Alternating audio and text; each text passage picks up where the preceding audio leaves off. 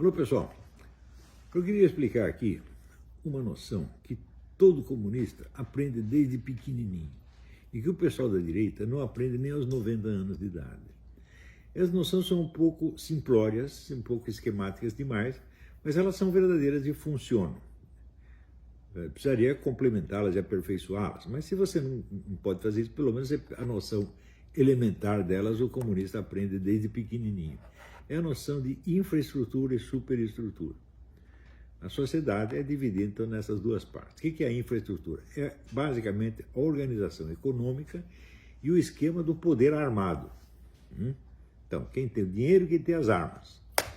Em cima disso existe a superestrutura, que é a circulação das ideias, é a mídia, é a estrutura jurídica e a estrutura legislativa, política eleitoral. Todo comunista sabe que a parte decisiva é a infraestrutura. O resto é apenas, vamos dizer, a casca ou a perfumaria. Ora, o pessoal da direita só lida para a perfumaria e não faz nada na infraestrutura.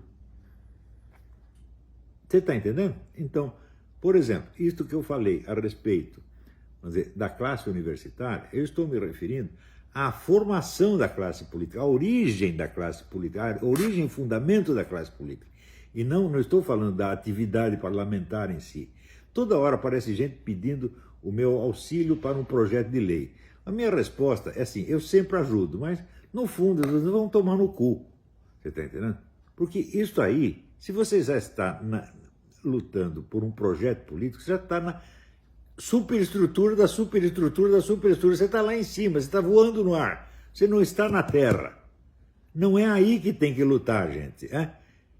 Quando é que vou entender, por exemplo, que você dominar um sindicato de trabalhadores é 1 bilhão de vezes mais importante do que você eleger um senador? Quando que vou entender isso aí?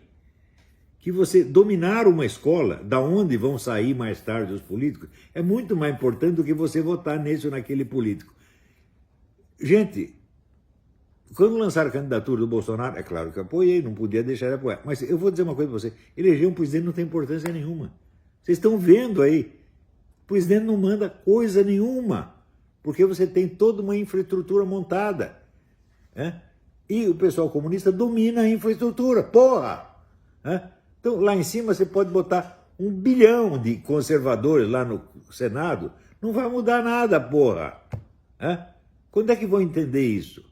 Então, aquilo onde os conservadores direitistas acham que está a sua vida, é onde os comunistas acham que ali não tem nada. Que ali é apenas, como é que se diz, é o peido da sociedade. Tá entendendo? Então, isso aí é uma coisa fundamental. E o que eu falei a respeito das pesquisas sobre a universidade é porque a universidade é a geradora da classe política, meu Deus do céu. Da classe política e também da classe militar, e também da classe dos juízes, advogados, etc. Tudo sai dali. Então, ali é a infraestrutura da qual essas profissões são a superestrutura. Meu Deus do céu, é muito difícil entender isso, é muito difícil. Se você é burro, não tem outro jeito. Agora, veja, eu nunca quis liderar um movimento de direita. Eu simplesmente achei, nos anos 80, eu achei o seguinte, um país normal, você tem esquerda e direita. Mas no Brasil só tinha esquerda. Então tem que existir uma direita também. Não é que ela precisa estar no poder o tempo todo. Eu não estou afim aqui de dar o poder para a direita. Eu quero apenas que ela exista e que ela possa competir com o outro lado.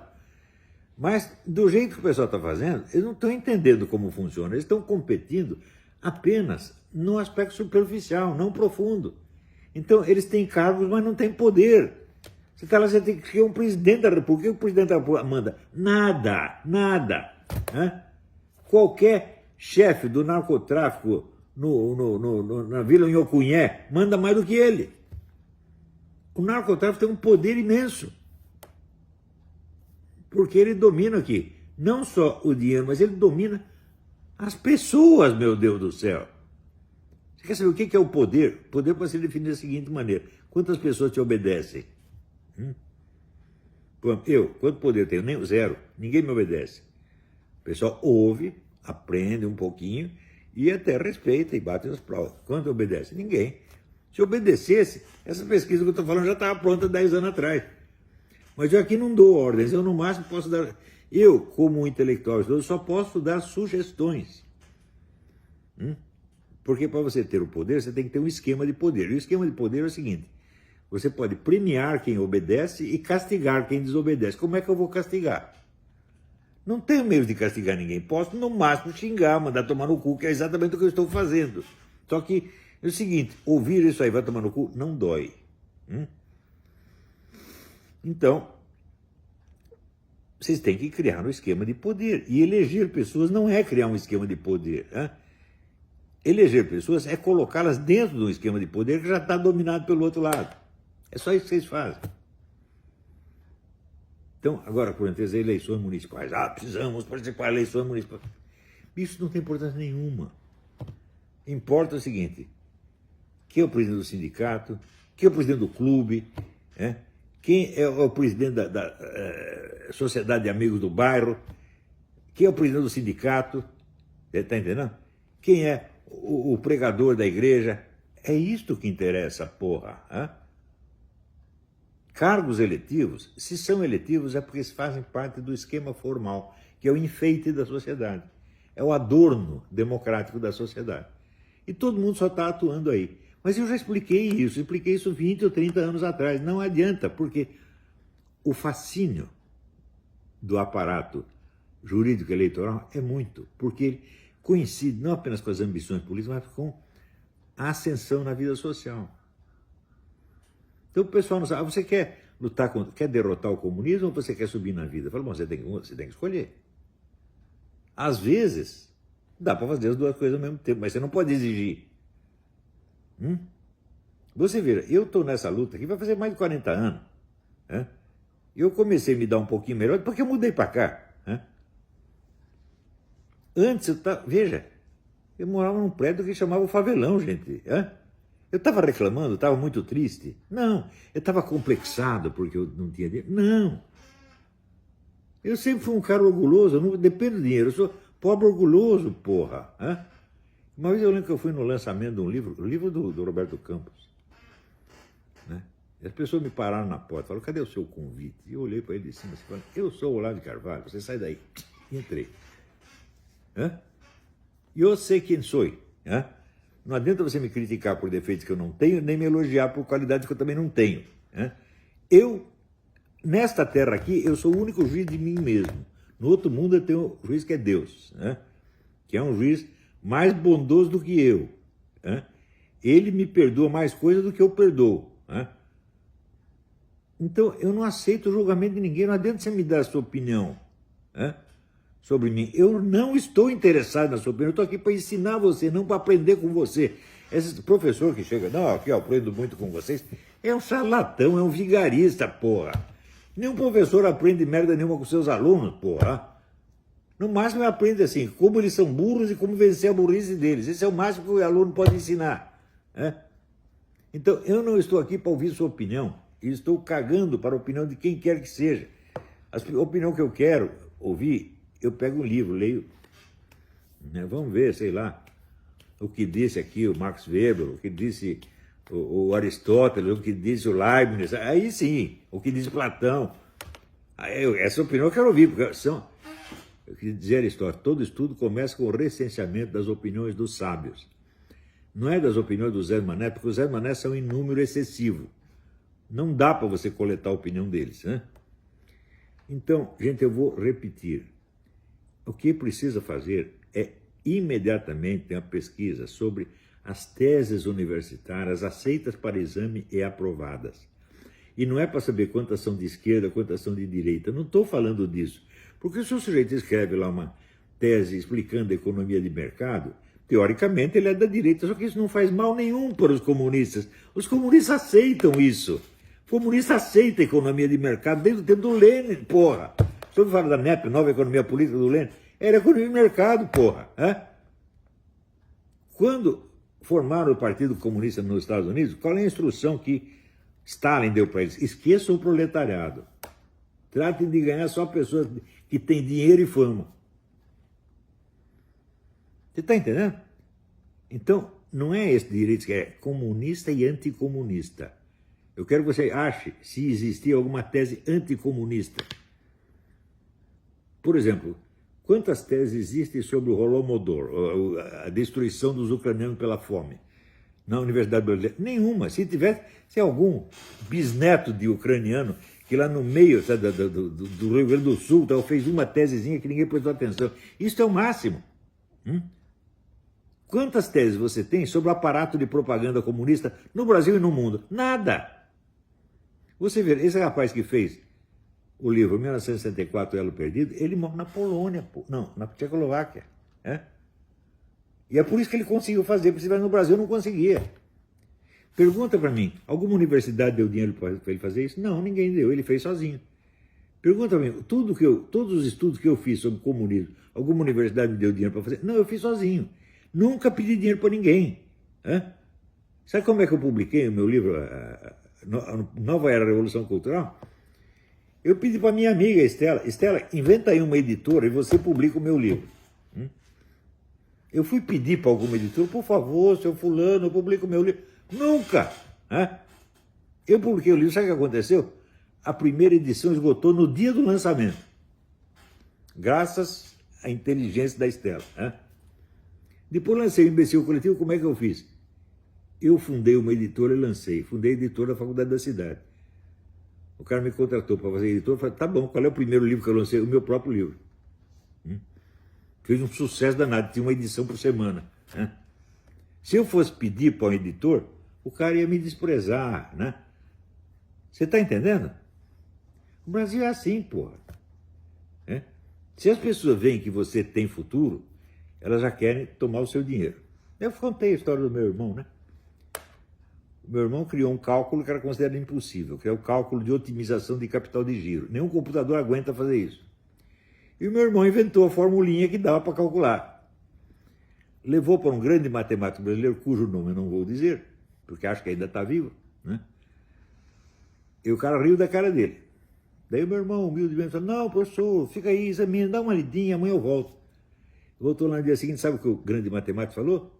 Eu aprovo, mas só se você me der participação. Não deu tempo dele ganhar muito dinheiro, porque meu irmão morreu.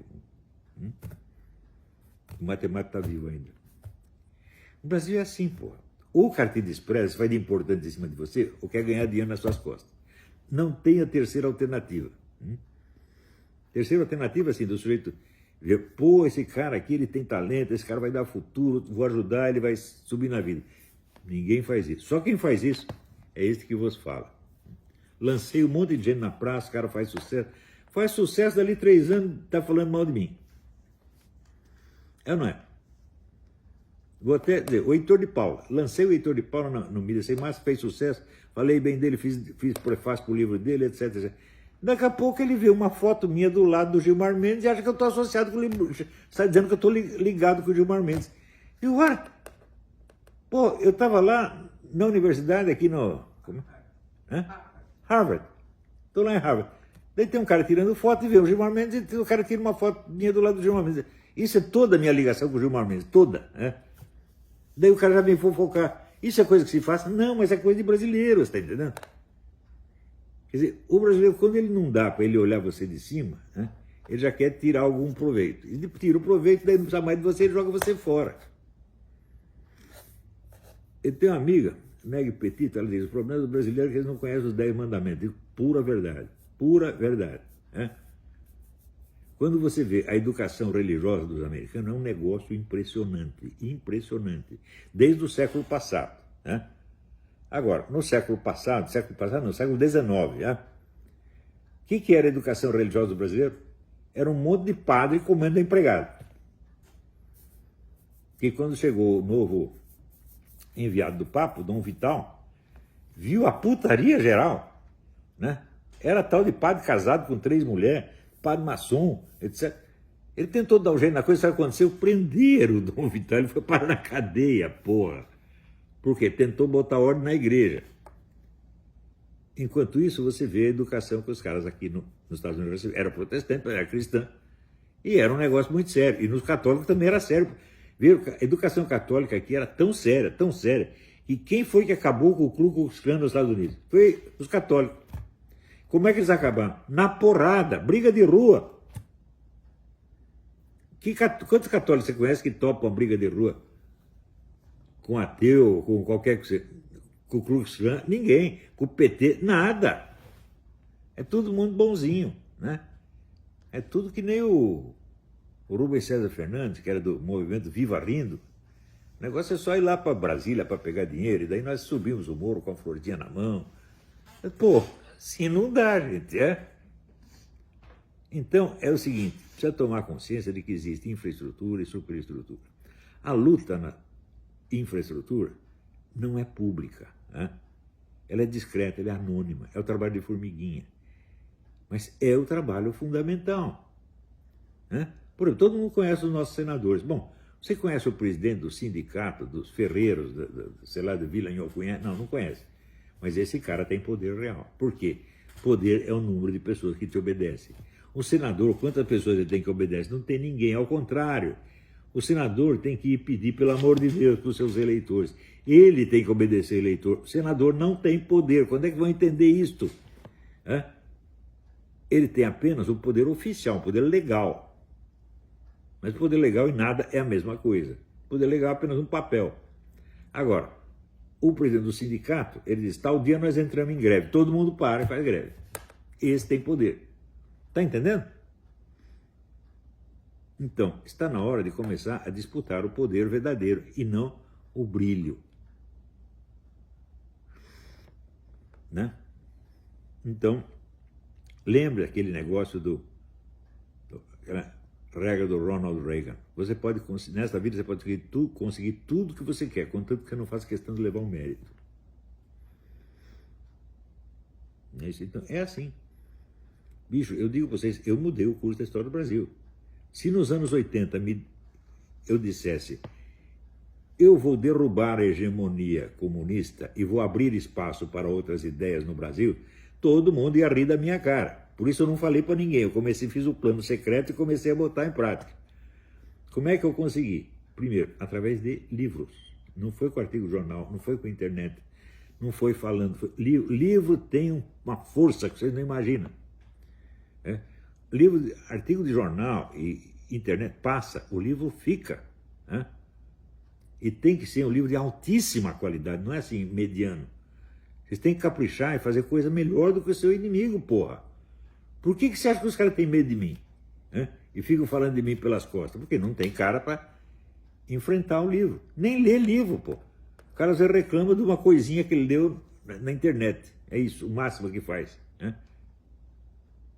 Se você pegar, não, tem alguém aí que demoliu o livro do Olavo de Carvalho. Ninguém demoliu, ninguém nem mexeu. Nem mexeu. Por quê? O cara chega lá, eu estou falando de 1000 autores que ele não conhece. Ele, para ele aprender do que eu estou falando, ele leva 20 anos. Tem cara que 20 anos atrás levou uma bordoada minha, agora, né, ele sabe um pouquinho do que eu estou falando. Agora já está um pouco mais encorajado para falar do Olavo de Carvalho. Né? Foi assim. Então você tem que entrar com autoridade. E a autoridade está nos livros. Né? E não é livro jornalístico, não é livro de polêmica jornalística. Não pode ser. Pode ser assim, só para você anunciar o tema. Não é isso? Mas se você pegar ali o Imbecil Coletivo é um documentário. Não é uma polêmica que eu estou fazendo contra isso aqui. Não, eu estou fazendo um panorama da vida intelectual brasileira. Então, essa camada superior da intelectualidade eu varri toda. Tirei todo mundo. Ninguém mais lembra daqueles caras. Sumiram. Mas existe uma segunda camada. Segunda camada que é constituída eminentemente de professores universitários e chefes de redação. Esses eu não posso pegar porque eles são muitos e eles não são pessoas famosas, não são pessoas conhecidas. São pessoas conhecidas só no seu meio. Se você pegar lá, qual é o seu professor de filosofia? Quantas pessoas conhecem ele no mundo? Ninguém. Ele só é conhecido naquele meio ali.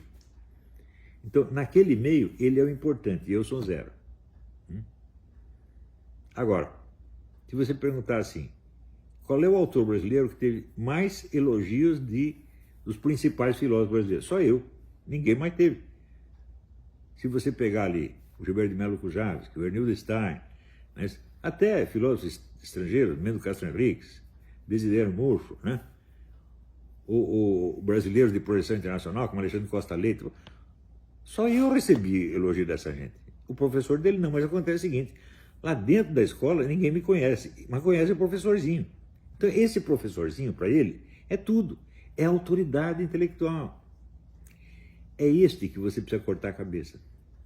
Não discutindo as ideias dele, mas discutindo o desempenho profissional dele, mostrando que é um incapaz e um vigarista. É isso que nós temos que fazer. Não é lutar contra ideias, é lutar contra vigarista, gente. A vigarista intelectual é a grande força do comunismo brasileiro. Há quanto tempo essa gente não produz um livro que preste? Os últimos que eu vi foi na década de 60.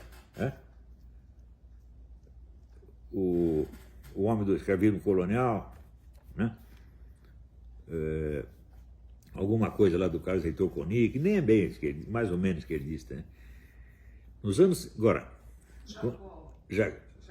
Jacó Gorender. O livro dele é dos anos 60, meu Deus do céu. Né? O que saiu depois? Nada. Agora, antes de 1964, havia direita e esquerda no Brasil, sobretudo nas universidades. Você tinha, né, militância da UDN, junto, do lado, disputando ali com os comunistas. Você tinha essa disputa no meio intelectual, até quando fundaram a Associação Brasileira de Escritores, futura União Brasileira de Escritores. Né? Houve uma disputa séria entre o pessoal comunista e os não comunistas, né? Liderado ali, inclusive, pelo Carlos Drummond de Andrade. Né? Carlos Drummond de Andrade tinha sido de esquerda e depois brigou com os caras. Né? E nas universidades tinha a mesma coisa. Depois de 64, os comunistas decidiram tomar o poder no meio universitário. Tanto que outra militância, que outra massa eles tinham, por volta dos anos 75, exceto a massa estudantil, não tinha ninguém. A esquerda só tinha estudante, gente. Veja qual é o primeiro livro que celebrou a existência de uma militância popular comunista, foi o livro do Arthur José Puerner, que era um jornalista do Pasquim. O livro chama-se O Poder Jovem. Isso 10 anos depois da ditadura. O que os comunistas tinham? Só militância universitária. Já tinham conseguido tirar quase toda a direita de dentro das universidades e tinham dominado o espaço. Passa mais 10 anos, eles dominam a classe política, porra! Dominaram o jornalismo todo. Porque da onde saem os jornalistas? Da universidade, porra. Também quando eu entrei no jornalismo, havia jornalista de direita ou de esquerda. Passados 20 anos só tem de esquerda. Por quê? Porque os caras dominaram os estudantes. Estão entendendo? Então, veja, você dominar um grêmio de escola é mais importante do que eleger um presidente da República. Estão entendendo? Não liguem muito para essa política eleitoral, isso é a casca. Não esqueça essa noção, infraestrutura e superestrutura. A noção marxista disso é simplória, é esquemática demais, mas ela é verdadeira. Isso existe. Não existe só isso. E é possível uma descrição bem mais perfeita do que essa, mas, no mínimo, essa. Entenderam? Então tá bom, até a próxima.